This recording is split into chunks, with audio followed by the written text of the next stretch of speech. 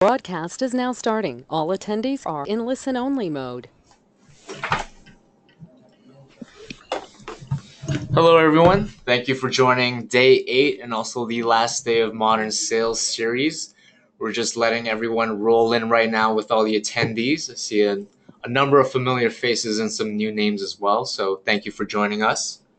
Let's just wait for the next minute or two for more people to join, and then we'll get started.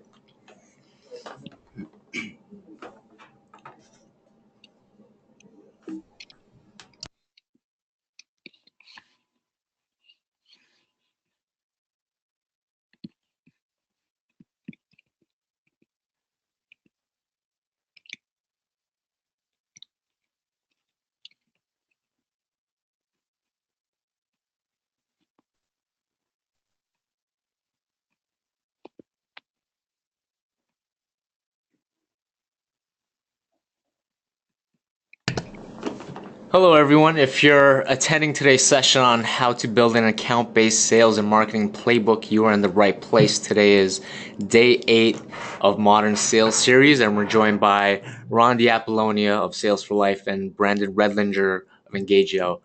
Let's just wait a few seconds for people to roll in. If you can hear me clearly, please type in the question box on your right, the location of where you're from. We want to see how far this topic of account-based is reaching across the globe.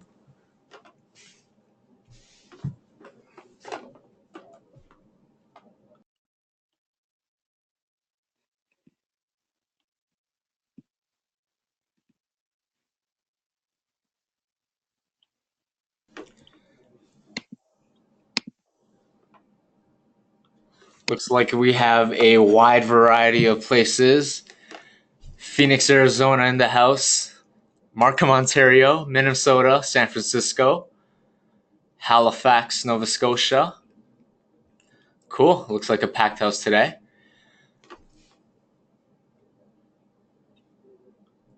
Cool. So let's begin. Today is day 8 of Modern Sales series, and the topic we'll be discussing today is how to build an account-based sales and marketing playbook. Account-based marketing, account-based sales development seems to be the key topic within B2B today.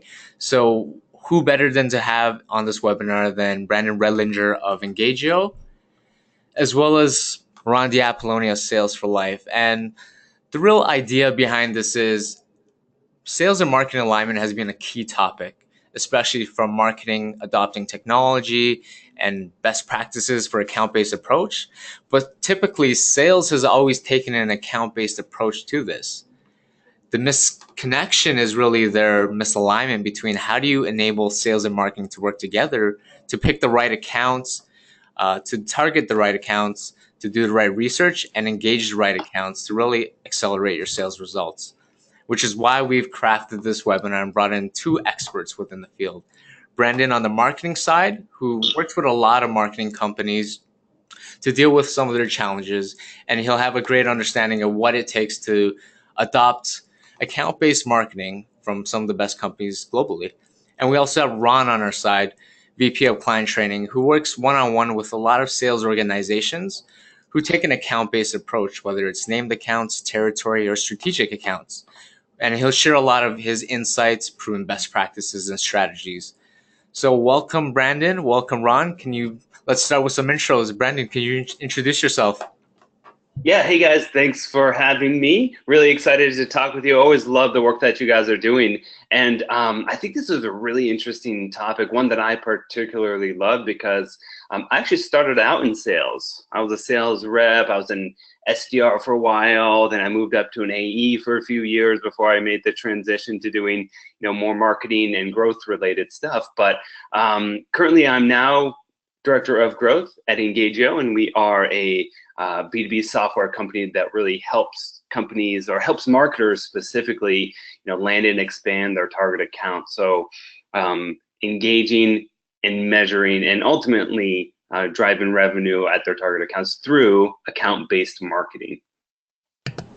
And Ron, can you introduce yourself? Yeah, I'm VP of Client Training at Sales for Life. So I customize programs on digital transformation in both account-based sales development environments and others for lots of Fortune 1000 companies in APAC, EMEA, and North America. And unfortunately, I started in sales in 1990, so I'm a little bit older. I like to tell people I started in sales before the internet was invented, to just kind of contextualize that. And what's interesting is, we were kind of doing account-based sales back then. But what amazes me is we don't have the tools available to us now. I mean, if we had it back then, I think it would have been so much easier. And I had this conversation with Brandon a couple weeks ago when we first met, and it just blew my mind. And that was sort of the beginning of this webinar, where I really wanted to continue that conversation with Brandon and share it with the audience. Cool. Thank you guys both for joining us today. So I'll give you a brief agenda of what's going on. First, of course, we just went through the introductions. I think the key topic we want to hit on is really, how do you align sales and marketing around an account-based approach? Then let's get more granular on proven playbooks and ideal cadences for sales and marketing to target those accounts. And how do you measure results within your account-based approach? And then number 5, let's get into more specifics. What is the role of social selling within account-based? And let's end it off with Q&A.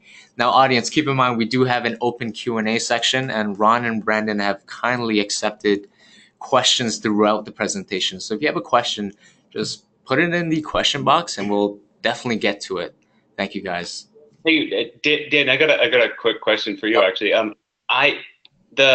The screen right now is stuck on a slide that's not the agenda slide, so I don't know if anyone else has seen that, but wanted to just bring that up really quick. Cool. Has it changed now? I don't see it. I still see, what's your current role, social plays. That's weird. So if anyone else is seeing the agenda slide, maybe you type that into the to the questions box just to let us know if you're seeing what you should be seeing, or if maybe I'm just stuck on one slide here for whatever reason.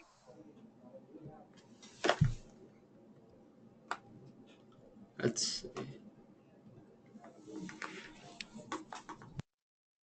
Yeah, looks like the agenda slide is not up.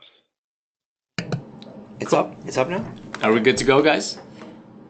I'm still stuck on the same current role, social plays.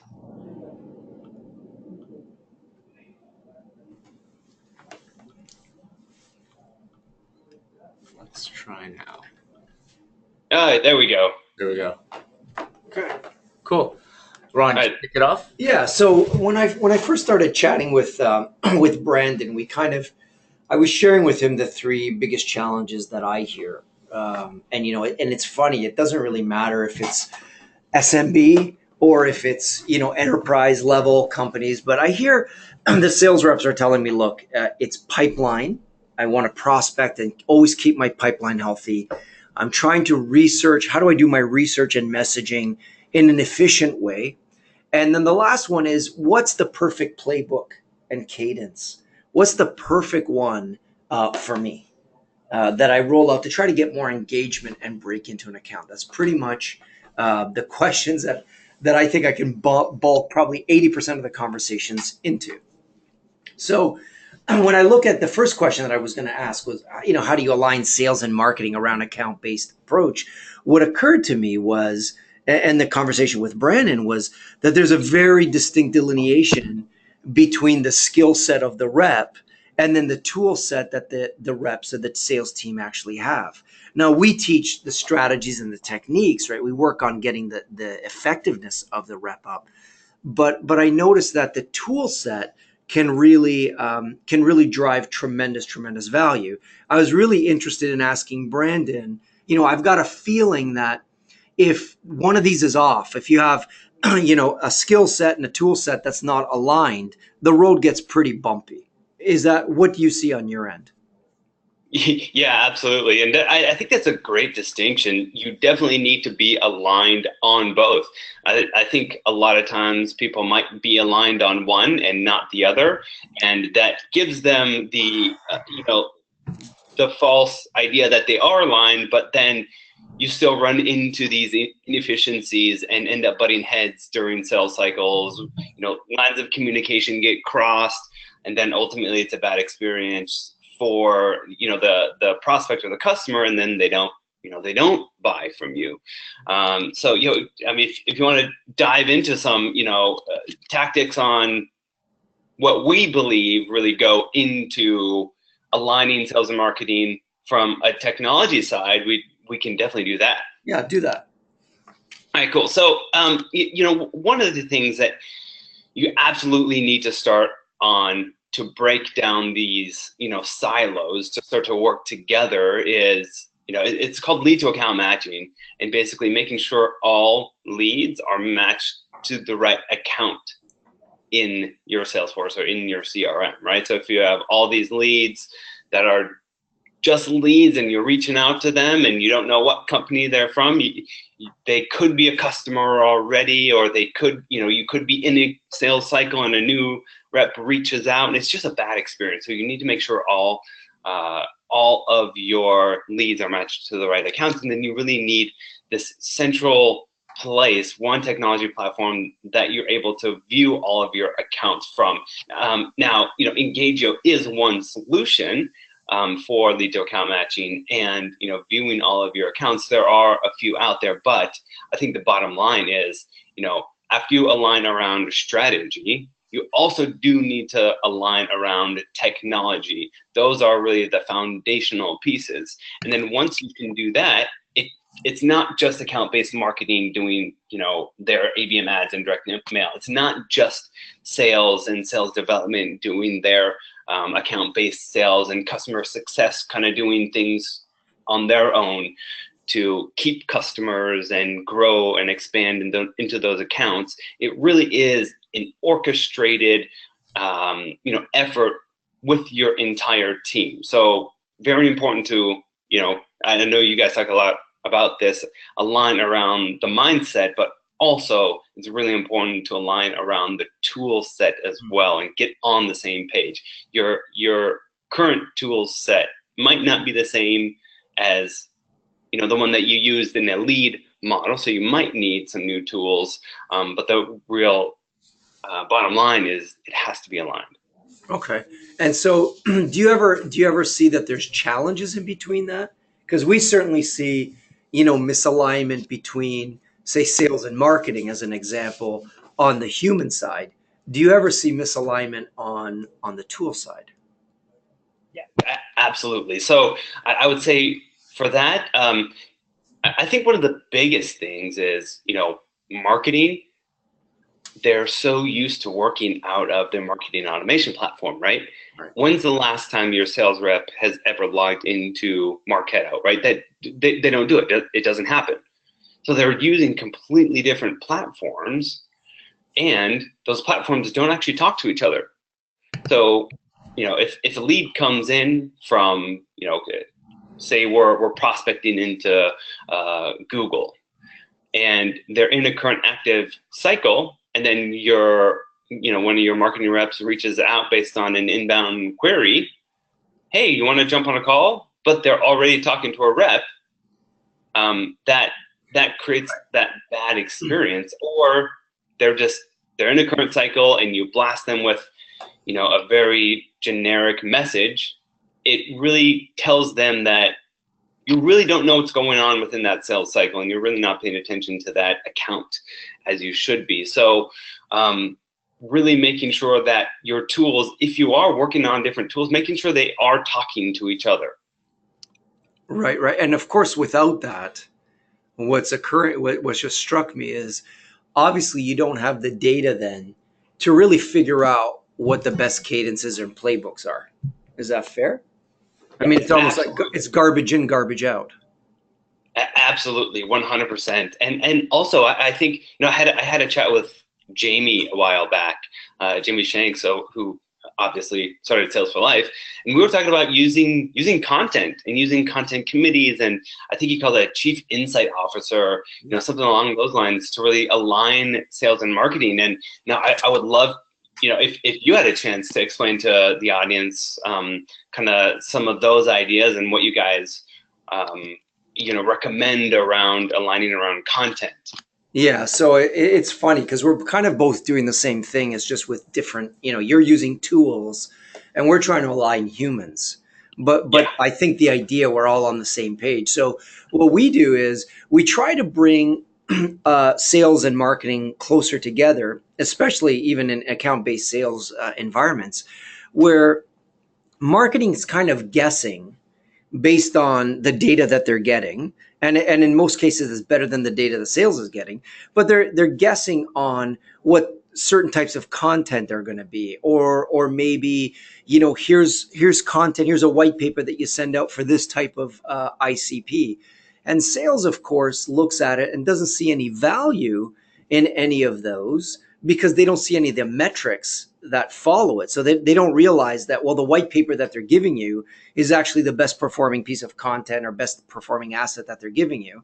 And they're saying, hey, that piece of content doesn't actually even align with the conversations I'm having in the market. And of course, how would marketing have knowledge of those conversations in the market? And so we have this idea where we bring marketing and sales together, and they have this discussion. We call it the Insights Committee, where the salespeople kind of tell them, look, this is what I'm hearing in the market. They take that, use it to create very specific content. The content is then shared by individuals out to the different accounts. And then based on the results that come back, marketing is tracking the efficacy of those pieces, but then reporting it back to sales. So I think it's kind of the same thing. What we see is, marketing kind of working in a silo and sales thinking that everything is really non-effectual when really a lot of it really is. They're just not seeing a lot of the results. But I want to ask you, get back on this playbook and cadence idea. So here's what I keep getting asked. I guess maybe what I'm going to do is I'm going to ask you to define what playbook and cadence means to you. And then here's the question I keep getting asked by everyone. What is the best cadence that works for everyone? And I'd love to hear your answer on that. Yeah, we definitely get that question a lot too. Going back to the first question, kind of what is a playbook? We define a play. So think of a playbook as like a football playbook, right? In the NFL or in any football organized football, a playbook really is this sacred thing. It's an accumulation of knowledge. It's put together by the smartest people in the organization, and it really tells a team what to do in any given situation. So it's the first thing that a player gets as a freshman when they join the team, and it's the last thing that they have, and they have that as long as they wear that jersey. So and also one quick distinction. I think we call it a play and you call it a cadence. And people listening to this, you might hear both throughout this webinar. But when I say play, I mean cadence. And when he says cadence, it's play. But some people might say sequence. Some people might say workflow. Whatever the language is, a play is really just a series of steps to orchestrate interaction. To drive engagement at your target accounts. However, so to answer the common question that we get all the time, what's the best thing that works? Well, there is no one magic bullet, right? There's nothing that's going to work every single time, because if there was, then everyone would start using it, and then it would lose its effectiveness, Exactly. Right. So let's just talk about some of the, I think it'd be useful just to hit on some of the elements that go into a successful play. And also, it's really about getting them to work together. That's when you see effectiveness. So the 5 elements that we always look at, and I'm sure it's very similar to you guys, is there's channel diversity 1, and that just means using a mix of different channels. It's not just phone, email, and social, direct mail. It could be ads. It could be one-to-one video, that sort of thing. 2 would be the number of touches. So how many times should I be reaching out to this person or this account? And then the timing. So timing is actually 2 different things. Timing as in how long should I wait between my touches? Yeah. And timing is also keeping in mind, what time of the day should I be sending this? Is this the morning? Is this the night? Is it local time or is it my time here? Stuff like that. And then there's the content of the message itself. Number 4 is the content message. And then 5 is the players involved. So is it one person sending one email to one person on their team, or is it multiple people on your team sending different messages to one person on their team? Or is it, we call this full account orchestration, you have multiple people on your team reaching out to multiple people on their team, because we all know these days there's more than one person in the decision-making process. Yeah. And if you tell one SDR, give them the task at opening the door at an account of thousands of people, it's quite a tough task for them. So why don't we leverage the different players on our team? Why don't we get marketing involved? Why don't we get our CMO involved? And a lot of the plays that we run at Engagio, we actually have our CEO do outreach to their prospects. So, a lot of it is, hey, John, here's the message that we think would be effective that you should send, and here's the person you should send it to. And if you want to add any personalization in there and any other customization, definitely do it. And then John does a great job of draft it up, he'll send it off, and he'll, of course, use Engagio to do that. Engagio, our Playmaker product that allows you to do that pretty quickly and pretty easily.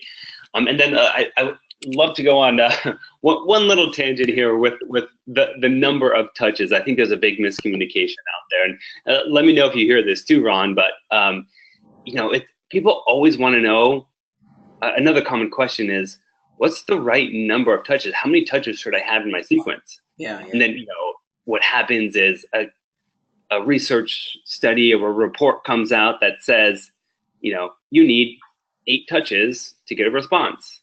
And, at this point, sure, it's just a statement of facts, no harm, no foul. But what happens that gets us into trouble is we take that to mean we have to have 8 touches. And then reps run out of things to say, and then they end up replying to their emails with just, hey, just following up, just checking in, just touching base, which obviously offers no value. Right. And then it takes even more touches, and then the next study comes out that says we need 9, we need 10. So just this downward spiral. I think the more interesting thing that we should be asking is, how do I get a response with fewer touches? How do I deliver value at every touch so that my number of touches goes down, not up? Exactly. And just so I want to make it clear, because I had this conversation with you a couple weeks ago. There's probably some folks on the webinar here that may or may not be as that familiar with Engagio. You measure these activities across many organizations, but specifically inside an organization to find out the cadence that works best for them. So just for everyone on the call here, my question number 5, it's coming up, just wait for it, but it's going to be exactly how are you measuring this? That question's coming up because I see the question box filling up. But I wanted to ask you, do you see a difference in the cadences, let's say within a certain company? Do you see a difference in the effectiveness of a cadence, say for financial industry versus information technology?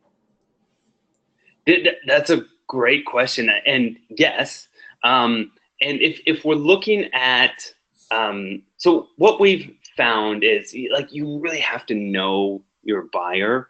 And financial industry, here's what we know: they're usually older people, right? They skew a little older than IT companies, and also they still love, like, if you look at your financial guys on Wall Street, they love print stuff. They still read the newspaper. So, direct mail inserts, stuff like that works a lot better with them. Although, the time to deliver a direct mail insert takes longer because it has to be designed and then printed and then shipped off. And then, maybe they get it a few weeks later. So the cadence, actually, it'll take a little bit longer, but that's only because we have to know our buyer well enough. So the answer is yes, it's definitely going to depend from industry to industry, and really to figure out what's going to work for you and the industry that you're selling into is just really knowing your buyer inside and out. So, we sell into marketing and technology, and, a lot of the stuff that we do might not necessarily work for you, and probably won't work for you if you are doing, if you're selling right into the financial industry. Now, the overall principles of what you're doing and how you're doing it will apply, but the actual tactics themselves might not. I see. Would you guys get as granular as rep, or do you deal with an organization and a team? That's a great question. So we do both. And how we do that is we have a tiering system for our target accounts. So we have tier 1, tier 2, tier 3. Tier 1 being those really high value target accounts. We'll spend a lot more time with those accounts, but we'll have a lot fewer of those accounts. Sure. About 10 or less of those. And then, with those are going to be 100% personalized outreaches every time. Then we are going to have our tier 2, which is more in the hundreds. And that is going to be, we're going to rely more on customization rather than personalization. So customized based on maybe it's title, maybe it is industry. And then we're looking at also tier 3s, we're doing even more customization and maybe even some programmatic stuff to cover our bases. So it really does depend on the tier, and that will determine how much energy, effort, and resources that we pour into our outreach and our efforts. Okay, and just so we're all on the same page, Brandon, can you tell me what you mean by the difference between customization and personalization? That's a great call out. I think a lot of people will get them mixed up and think that they're sending personalized emails but using customization. So customizing is like just using tokens, right? So hi, first name. I see that company is doing XYZ, something like that. Whereas you can basically send that to a lot of different people and it still makes sense. Personalization is, hey, Ron, it was great chatting with you the other week, or great running into you at the coffee shop. I can't wait to hear about the results that you're getting with this specific campaign that you're doing. Would love to jump on the phone again sometime. Something like that, where you can't then just swap out Ron with, Dan. Yeah, right. It makes sense. It doesn't. Okay. Big difference. Well, it's a small distinction that makes a big difference. Yeah. So where does have you found researching the prospect, emerging trends in the industry, competitors, where does that fall into, from what you've seen in your experience, what values this bringing? Yeah, absolutely. So these are the different types of things that you can use to open doors at these accounts, right? So looking at if we're doing our more generic, tier 2 or tier 3, what's happening in the market right now? Maybe we can rely on customization a little bit more, look at some of these industry dynamics or key trends within the market itself, or if we're getting a little bit more specific, want to spend a little bit more time doing our research. Yeah, let's look at specific people. Let's look at the roles. Let's look at those relationships and then make a specific comment on that. Or it could be at a higher company level, or buying centers within that account. So I think there are a lot of different things that you could be looking at, and we like to think of it as more of kind of a checklist. Do I see something here or do I not? If not, I'll move on to the next one. And it's not like you have to check everything off before you can send an effective email, but it's just more like, hey, make sure you cover these bases. Here are some good ideas where you can start to customize and personalize that outreach. Yeah. Well, I'm glad to hear that, because we've been teaching people to go through most of the stuff here that you're seeing on the screen. So we definitely see, when we're leading with competitor information, of course, it depends on the target ICP, right? The level. If I'm VP or above, and I start talking about competitors, in other words, I'm talking to the person who's responsible for strategy of that company, and I'm telling them what their competitors are doing, that's getting far more lift that if I'm going down down the chain. And so we're finding that, at least in our end, that when we lead with a lot of the research, a lot of the what you called customization, with the title, and then combine it, of course, with something. Maybe we use personalization to provoke a response, but the real value comes from my understanding of the space you're in, of your competitors, a little bit about what you're doing, and trying to formulate an insight that perhaps you never thought of is really getting us entree into a lot of these companies. Yeah, love it. So let's get back to the cadences for a second. Obviously, you guys are doing all sorts of measurement and research in terms of use of all types of things that you were showing before. But I didn't think that you meant to include just phone and email, right? Like I assume that social and digital practices are in cadences that you've measured.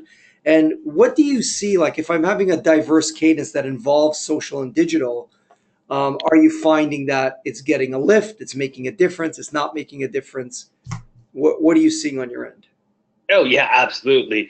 I think phone and email these days are table stakes, right? Everyone has to do them. And now also there are a lot of arguments out there that cold calling is dead or stuff like that, which I personally think is completely wrong. I think if all you're doing is calling, maybe, but once you really start to diversify your channels, that's when you're going to really see a lift, right? So a lot of people out there are talking about ABM ads, and what good does that do? Well, it actually kind of builds some awareness within the account. So when you do that call, when you do that cold call, it's not 100% purely cold. They have some awareness of your company and hopefully some sort of trust for that company. And research shows, and the results show, that doing these sorts of things like your ABM awareness ads does actually lead to a lift in your cold calling or replies to your email. And then once you build out your touches with your diverse channels, we've seen, and everyone else out there will agree with you, all of our customers agree, these diverse channels actually do better than, or these diverse cadences do better than your just one or two channel cadences. I think it's should make a lot of sense, but I think the hard part is actually how do you execute all of this? Yeah. So you got marketing doing your ABM ads, but then your sales reps doing the calls, and then someone else doing the one-to-one video or whatever it is. You do need one place that really orchestrates this. So Engagio, we call this account orchestration. I mentioned it before, but I'll probably mention it a few more times, is you really do need kind of that playbook that says who does what and when. Right. And then really some sort of platform or technology that will actually remind you, hey, it's your turn to do this. Here's the message that you need to send, and here's who you should send it to. And again, Engagio is one of the solutions that will help you do that. But you really do need help with that. Aside from your playbook, you need that technology layer on top of it. It's kind of like air traffic control. That's what I was thinking of when you were explaining. Nice, yeah, I mean, 100%.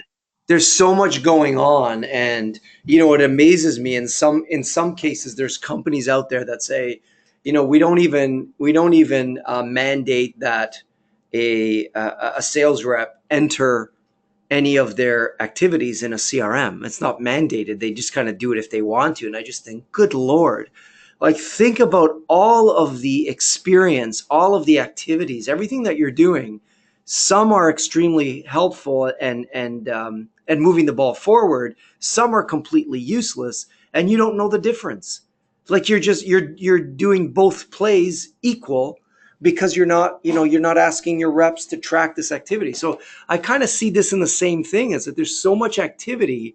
Why not figure out what the best touch point is? And we definitely see it. I mean, we see it from the point of view of sector to sector, from industry to industry, and actually from title to title. It's the cadence has changed. It's amazing how different things work differently. And that was kind of what really intrigued me a couple weeks ago when we started talking, and I realized this connection of skill set and tool set. There's no way your entire team is at the same skill level. Yeah. So the best thing that you want to find out. I mean, I just spoke at the AI ISP conference in Orlando, and so one of the questions that someone was asking me, a few of the leaders were asking me, were, so like, how do I sort of take my top performers and then photocopy them? How do I give their best practices and their knowledge and their everything, their cadences to the rest of my team? And so I thought, well, the only thing you can really do is replicate what they're doing. So what's their cadence? What research are they leading with? What are their messaging looks like? But it occurred to me after I spoke to you that, you really need a much more elaborate system, I think. And maybe elaborate's the wrong word, but you need a much better system to actually tell you what's really working versus what's not, because you can probably remember the last 10 calls in your head, and that's about it. Right. I mean, that's exactly it, right? So again, if sales is doing something different than marketing and doing something different than the sales development team, and then you're getting a reply from one, but your cadence or your sequence of your play doesn't stop, it could again lead to a poor experience for the customer. So all of these technologies do need to be talking to each other. And then if you really want to report on the effectiveness, again, they need to then be able to talk to each other. Right. Okay, so what's this slide here? Dan put up a slide here. It looks like the digital brief that we put together. So this is, let's move on, Dan. I've got another question for Brandon. I really want to know the answer to. So we're seeing a definite effect, and I don't want to say whether it's a good effect or a bad effect, because I want to hear what you've got to say. But have you ever measured video engagement? In other words, like those video emails from, let's say, Vidyard, as a part of the cadence? Do you have any insights that you've measured on that? Yeah, so video is definitely another one of those really interesting things that a lot of people are trying out there. And for the most part, a lot of people are seeing some great results, including us. And here's what we found works when it comes to video is, I've said it before, but collaborating with your team, right? Breaking down those barriers between sales and marketing. Have marketing help you with the message itself. And a lot of the same things apply for cold email and these one-to-one, these personal videos, but make it personal. Be like a real human. Yeah. Right? And don't sound like a salesperson. Sound like a person that's building a relationship. Make sure your video flows the entire way, right? Make it short and concise and to the point. Just as someone won't want to read a novel for an email, someone isn't going to sit there and watch a 20-minute video that you're putting together for them. And also offer value at every touch. A lot of people, again, are just using emails to say, hey, just checking in, hey, just touching base, just following up. That doesn't mean now switch to video and say, hey, just checking in, hey, just following up. It offer value at every touch. This may seem obvious, but we see so many people just saying, well, maybe if I deliver the exact same message, but in a different medium, that'll work, that'll get the reply. A lot of people then just send in LinkedIn mail that just, hey, I sent you an email earlier. I just wanted to follow up with that. Sure. No, why don't you offer some more value at this other touch? And you really have to be respectful and contextual of the channel itself. And then, of course, really being thoughtful. And I would love to, I know you guys have some interesting insight around this too, and maybe even some stats. So I'd throw the question back at you. What are you guys seeing that works? So we definitely see an uptake in the number of people that open up the video email. So video email versus regular email, the number of people that open up the the message and actually read it is astronomical. Mhm. But I did a recent study, and it was my own. I decided to do it on my own because I haven't seen any real numbers. And people were asking me in Orlando 2 weeks ago, can you give me some stats? And I actually didn't have any. So I thought, well, this is silly. Let me actually just start tracking it.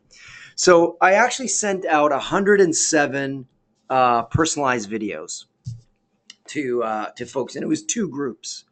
And I wanted to have this research done by today, and it's not done. So, guys, if you just anyone on the webinar, if you want to just connect with me on LinkedIn, and when I put it out, I'm going to put it out through there, and you'll get alerted. But I basically took two groups. One group was a company that did some form of business with us. Now, it could have been paid business or free business. And what I mean by that is they may have actually bought something from us, or they may have just attended a webinar, for example, or they may have come to our booth at a trade show. So that was group one. In other words, they knew our company, but they didn't know me. So my outreach to them was cold. The second group, it was no one's ever done business. They've never engaged with us in any way. It was questionable whether they even knew who our company was, and certainly they would not know me at any stage. So I sent out 107 videos to these two groups. And what I found was, and it was the only, I should point out that I was trying to measure the effectiveness of the video itself. So I didn't do any other cadence. Now we're following up with other cadences now, but the research I'm going to tell you is only first approach, and the first approach was a video email. So in group one, the folks that we should know who we are, 69% of them actually viewed the video, despite not knowing who I was. And of those, 9% responded to me to set up a meeting for a meaningful conversation. So it was from 69% open to 9% meaningful conversation, first cold attempt. So we've not seen anything from phone, voicemail, or email that's really coming close to that. Now in group two was really interesting because in group two, remember, they don't know our company, and they certainly don't know me. One attempt, cold outreach, 40% opened up the video. So again, in terms of comparing that to email or video, astronomically high. And interestingly, 14% actually got back to me. So I don't know if that's just because my sample size is too small. It's 107. Maybe if I do another 100, that will normalize. But I actually had a higher response rate from people who didn't know me. Maybe that's saying something about me. I don't know. People who didn't know me, 14% actually responded to the email, and we've set up meetings for a meaningful conversation. And in total, we were able to get 3 new accounts on board just with that email. So I know that, at least from watching our team here, our sales team here, use it in their cadence. I know it, I can see it. The engagement is much more powerful. Just from my test of 107 emails, I can see, we haven't really got a whole lot better than that. What we can't figure out is where the perfect point is to put in a cadence. So we currently use that, in real life, we use it as a third touch point usually. It'll be phone, email, video email. That's kind of like the where we put it in. But I'm really intrigued to stay in touch with you and see as you continue to do this, if you're finding any evidence that it's better in spot number 1 or spot number 5 or spot number 9. If there's if you're seeing any patterns that are noteworthy. Absolutely. We'll report back on it, definitely. And which platform are you using for video? I use Vidyard. And Perfect. yeah, so I think they as well. Yeah, they just changed the name to Go Video. So what I like about that is that I get to see the engagement with it. So as soon as somebody opens the video, I get to see that they opened it. Versus having to rely on something else. And the interesting thing is that if they keep opening it or they share it with other people in their organization, I might not see who they get to share it with, but I definitely get to see that they're sharing it with other people in the organization, and I start to see a little bit of groundswell starting anyway. Yep. Okay, let's. For the purpose of time here, I want to ask you, Brandon, to keep it moving along. How do you measure these activities? I promised the group I was going to ask you this, and we started talking about it a couple weeks ago. But we talked briefly about these cadences, and you're looking to see what's better for an organization and what's better for a team. How exactly are you going about measuring these activities and determining which one is the best for the client? Great question. So at Engagio, we measure, these are the real account-based metrics that you need to layer on top of your traditional demand gen metrics. So coverage, do you have sufficient data and contacts, et cetera?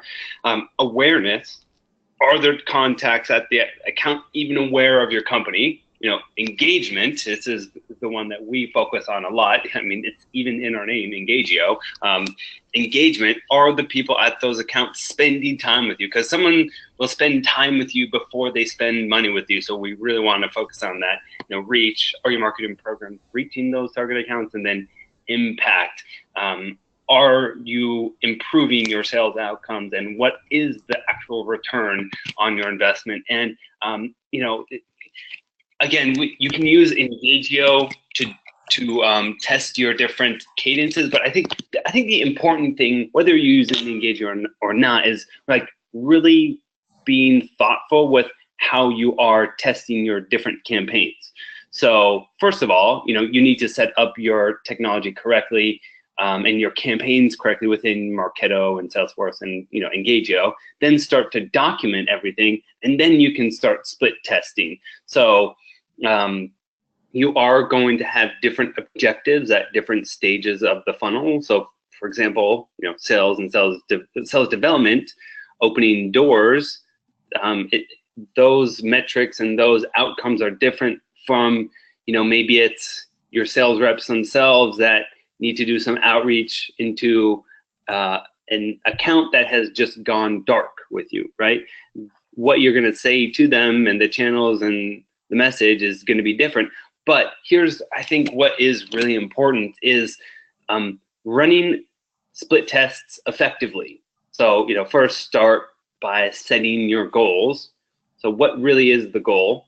And then defining what you're testing. So sales development, a lot of times they'll be testing. If the goal is to get a higher open rate, obviously test some subject lines. If your goal is to get the reply, test your CTA. And I think what a lot of people do is they just say, I have this idea that this subject line is going to work better. Then they try that, and then they actually have nothing to compare it against. So do a real split test. Create one cadence, and then clone that cadence, and then change just the subject line. Don't change 5 different things within that, because then you really don't get true results, and you can't really attribute a response or a reply to that one change that you made. So create your campaign, run your split test, and then sit back, collect and analyze your results, and then from there you can iterate on that. But I do think it's important to know that you have to be really thoughtful on how you're doing this, because I think a lot of times people just say, I have this idea that this is going to work, and then they test it, and then they don't have the control to compare the results with. Yeah, and of course, what struck me is obviously you have the salespeople. You obviously need everybody following the cadence that you're testing, right? If I start going like a cowboy, then you might start getting some skewed results that really are not telling you anything. Exactly, and that's why these playbooks are so important, and the technology that gives you the playbook all spelled out there for you, telling you what to do and when, and it really helps you follow that, so you don't forget to do this touch, or you forget what to say, that sort of thing. So that's why these playbooks are so important, and of course, why we cover all this on the webinar today. Yeah. Okay, so I think I'm getting the wrap up sign here from Dan. So One thing I wanted to ask you, I saw, I think it was like 2 weeks ago, a post on LinkedIn that mentioned Engagio is now LinkedIn partner. What's that all about, and how does that affect like an account based approach? Yeah, so LinkedIn partnered with Engage and a few other companies out there and opened up some integration so that now within Engageo and within some of these other tools, you're actually able to connect directly to LinkedIn. So in the past, LinkedIn very closed, didn't open up their API to anyone and didn't want to integrate with anyone. But now you can actually start to give your sales team these tools to be more effective, so that then you can, Engagio will say, all right, step 5 is up. You need to send this message to this person. So if you're on Sales Navigator, so that's the caveat, is you have to be on Sales Navigator for any of these integrations to work with LinkedIn, whether it's Engagio or any other platform out there that has these integrations. But it's just helping the rep be more effective and sending the right message at the right time. And efficiency is the name of the game when it comes to a lot of these things in sales and sales development. Okay. So we're really excited about the partnership. Are they then, when you say open it up, are you able then to start to measure the effectiveness of certain LinkedIn outreaches? Is that what you mean? You mean, like, does LinkedIn give you numbers of what's working for those touches on LinkedIn? Yeah. Will they You let you still have to measure that within your platform. So if a reply comes in, Engagio will measure that, but LinkedIn isn't giving you any more on the actual analytics side of things. Okay. So I think there are a lot, this partnership and this integration that they're offering is just a start of a lot more things to come. It's really exciting that LinkedIn finally decides that they're going to start playing nice with some of these sales tools. So, we have a lot of optimism with things to come, and this is really just the beginning. And I guess we'll see where it goes from here. Okay, awesome. Well, I think just because we're running out of time, I think they want just open it up for questions. If anybody has any questions, just type it into the question box, and then it'll get fed. I guess I'll read it. And see if it's for myself or for Brandon. But that's great, Brandon. I mean, I definitely. It's definitely sort of the same aha moment that I saw, when we were talking the first time, where it really struck me that we can do so much. It's sort of this debate of effectiveness and efficiency, and you really need both, right? My rep needs the skills, because Yeah. if you're giving me the best cadence on the planet and my rep is leading with, hey, how are you, can I get some time, the cadence isn't going to work. So clearly they need the skill, but at the same time there's so many more efficiencies that if I can actually find out what's the playbook that works, what's the cadence that works, as things change by sector or by sales team, if I can start to measure that, I just become so much more efficient that much quicker.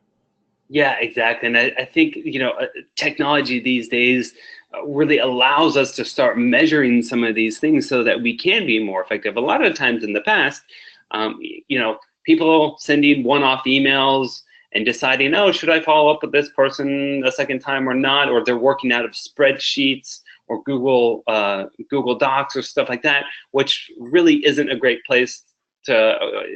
It doesn't allow you to measure these things. Yeah. It doesn't allow you to be more effective.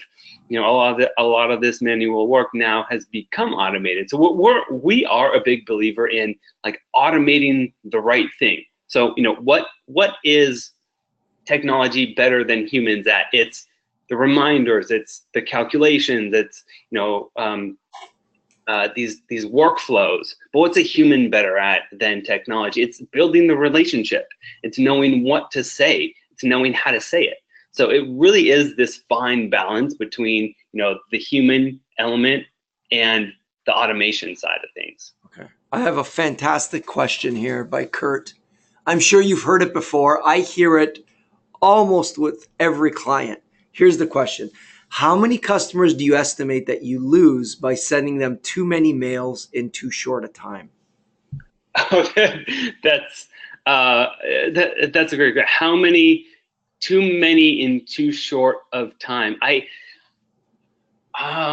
That's a good question. I don't know. I would argue that if you're sending too many, it might be more of like an automated blast sort of thing. So it might be out of either, your marketing automation tool, or maybe just too many reps aren't communicating with each other and then end up sending more than one message to the same person. But I do think that if you're really thoughtful and really strategic about what you're saying, then you won't have to send that second, third, fourth, fifth email. Yeah. You know what I mean? So I think there really is a balance. I don't have a specific number on how many I think you lose when you send too many, but something we're more focused on is how do we send the right message rather than how do we send more, or what's the best cadence. Yeah, and I it's an interesting thing because everything in sales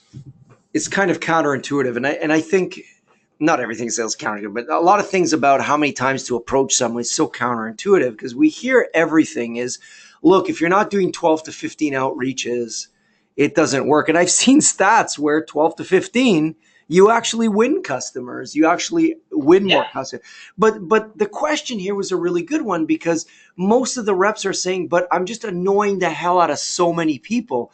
So I might be reaching out, I might be breaking into 10% of my accounts, but what's happening to the other 90%? And I think you hit the nail right on the head that if you're leading with value, if you're doing your research properly, and you just have a thoughtful approach, and you're engaging quicker, you don't have to worry about that. And I think that's the way that the industry is going because I don't think buyers are going to tolerate 15 cold calls in 2 weeks. I don't think that's going to be around much longer.